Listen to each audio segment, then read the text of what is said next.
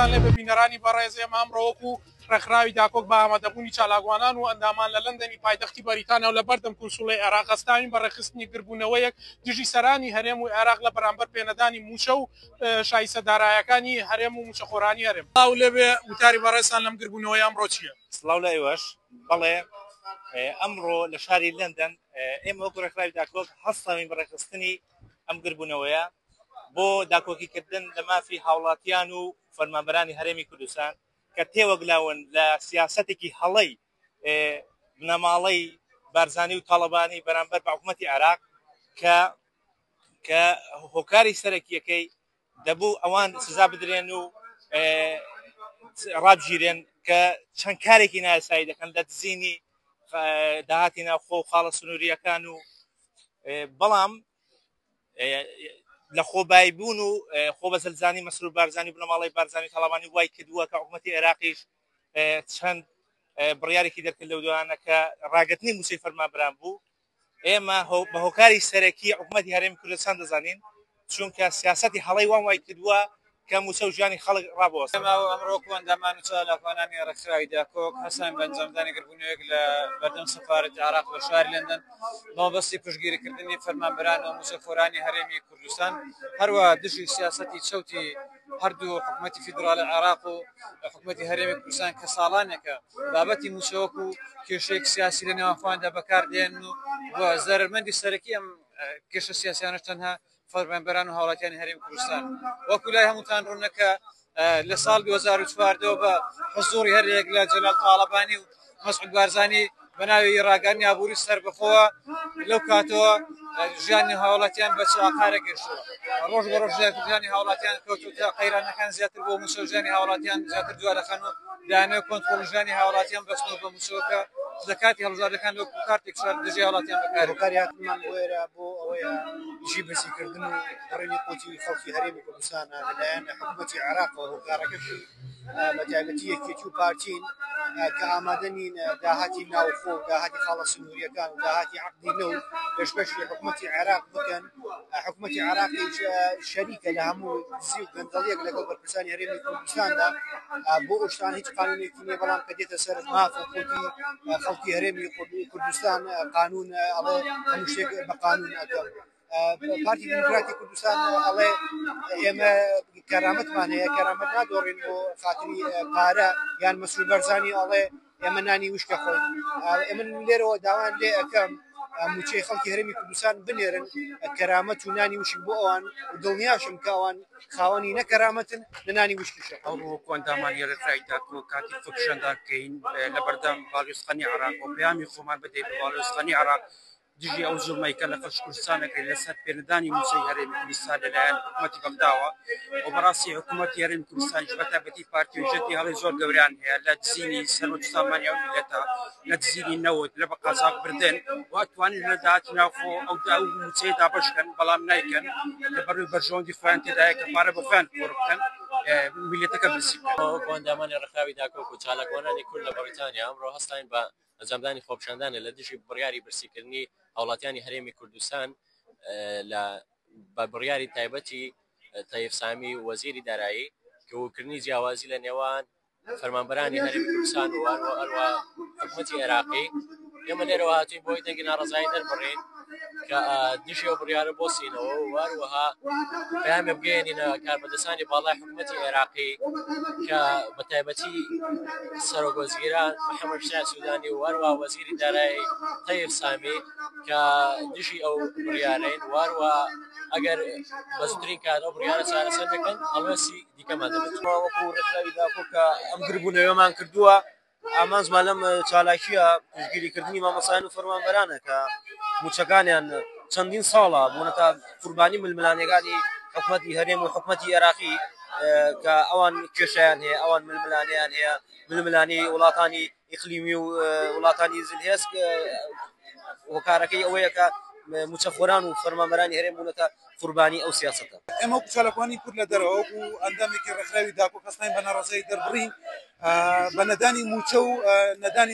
نەناردنی موچە. حکوومەتی عێراقی هەستاوە بە ناردنی موچە بۆ هەرێمی کوردستان.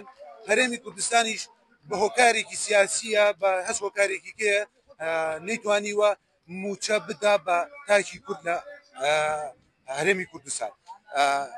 لێرەوە پیانەڵێن ئێوە گەندەڵن ئێوە دزن ئێوە مافیان بۆ ڕێکخراوی داکۆ کە ئەمڕۆ توانی ئەم بگونەیە ساز بکە بۆ ئەوەی ئەم گەنجانە بتوانن تعبیر لە بیر و ڕای خۆیان بکەن بۆ ئەوەی بتوانن داکۆکی لە مافۆن تیازەری ئەو خەڵکە موچەخوراوە و حەقخوراوەی حکومەتی هەرێمی کوردستان بکە بەڕاستی ئێمە لێرە ئەمڕۆ هاتوین هەڵوێست وەرگرین دژ بەو سیاسەتە ناگوێگیر و ناتەواوی کە حکومەتی بەغا و حکومەتی هەرێمی کوردستان کە ئەنجامی ئەدەن بەڕاستی ئەو خەڵکە بۆتە قوربانی ململانەی سیاسی نێوان حکومەتی هەرێم و حکومەتی بەغا کە کۆمەڵێ بەرژەوەندی سیاسی هەیە لە نێوانیان ئەم خەڵکە بوونەتە قوربان لەگەڵ ڕێکخراوی داکۆکمان هەر هەمومان دژ بە بنەماڵەی بارزانی و بنەماڵەی تاڵەبانی و دژی حکومەتی عێراق کە بە سیاسەتێکی گەوجاندن ملیەتی کوردستان کە 6 ملیۆن نەفەرە برسیکراون و هاتوین و داوا لە بەریتانیا مەزن بکەین کە هەموو چالاکی و ئەندامبوون و سیاسەتی لەگەڵ حکومەتی عێراقدا هەڵەوشێن و تا پرێشان بخات سەرێ ئەم قەزیە ڕاکەوە دیارە خۆپیشاندانێکمان ڕێخستووە سەبارەت بە سیاسەتی برسیکردنی خەڵکی هەرێمی کوردستان لەلایەن حیزبی بنەماڵەوە بە تایبەتی پارتی دیموکراتی کوردستان و یەکێتی نیشتیمانی کوردستان کە هۆکاری بوونەتە ئەوەی کە خەڵک بێمەعاش بێ خەڵک بێپارە بێ خەڵک بێپارە بێ لەبەرەوە ئێمە لێرە گربوونێتەوە بە تایبەت دژی مەسرود بەرزانی و قوبا تاڵەبانیە دڵنیا بە کە ئەمە دواخۆپیشاندانمان نابێ و ئێمە زیاتر هەوڵەی دژ بە سیاسەتەکانی پارتی دیموکراتی کوردستان و یەکێتی نیشتیمانی بە ناوی خی گەورە و مێرەبان بە تاسەر ئێسقان ئیلانەی ئەو بڕیارەی حکوومەتی عێراقی دەکەین سەبارەت بە فەرمانبەرانی هەرێمی کوردستان لە سایەی حکمی شکست خواردووی جوت بنەماڵەی میلیشای چەک بەدەستدا بوونەتە هۆی برێنی قوتی میلەتێک داوا لە کۆمەلگەی نێودەوڵەتی دەکەین دەستێوەندان بکەن و هەڵوێستیان ئێمە لێرە و ئەندامانی داگە لێرە کۆبینە بە دوندی ئیدانەیە و بڕیارانی تەیب سامی حکوومەتی عێراق دەکەین کە دژی موچەخۆرانی کوردستان دەری کوردە بەڕاستی دەبێت ئەم سزای هەردوو حکوومەتی هەرێمی کوردستان یەکێتی و پارتی بدات کە بەهۆی سیاسەتی سەوتی ئەوانەوە میلەتی کوردستان و هەرێمی کوردستان ئێمە ئەمڕۆ کۆبوونێتەوە لە لەندەن لە بەردەم کۆنسوڵخانەی عێراق و هاوڕەکانیشمان لە مانچستەر کۆبوونەتەوە لە بەردەم کۆنسوڵخانەی عێراق لەوێ ئێمە لێرە کۆبوونێتەوە بۆ هەم هاوخەمی دەربڕین و هەم ئیدانەکردنی ئەو دۆخی کەیسە موچەخۆرانی هەرێمی تێکەوتەوە بەداخەوە کە بوونەتە قوربانی ململانی سیاسەکانی نێوان هەردوو حکوومەتی ناوەند و حکوومەتی هەرێم و من ئەمێ ئەوەش بڵێم لێرەوە ڕووی دەم ئەەکەم لە حکوومەتی هەرێم پیان ئەڵێم حکوومەتی عێراق بێباکن لە برسی بوونی موچەخۆرانی هەرێم بەڵام ئەی حکوومەتی هەرێم ئێوە هەم هاو نیشتیمانین هەم هاو خوێنن هەم هاو زمانن هەتاوەکو بکەیت ئێمە ئەمڕۆکو ڕێکخراوی داکۆک ئامادەین لێرە بۆ پشتیوانیکردنی موچەخۆرانی هەرێمی کوردستان کە ماوەیەکی زۆرە بۆتە بەرداشتی نێوان ناکۆچەکان نێوان حکوومەتی هەرێم و حکوومەتی بەغدا بەڕاستی ئەوەی کە ئەکرێ بەرامبەر موچەخۆران حکوومەتی هەرێم نە ئەخلاقی و نادەستوریە چونکە ئەگەر بەغدا ڕاستەکە بە دەستور ئیشەکە ئەتوانێت لە دادگای فیدرالی هەیە لە ڕێگە دادگای فیدرالی کێشەکان چارەسەر بکە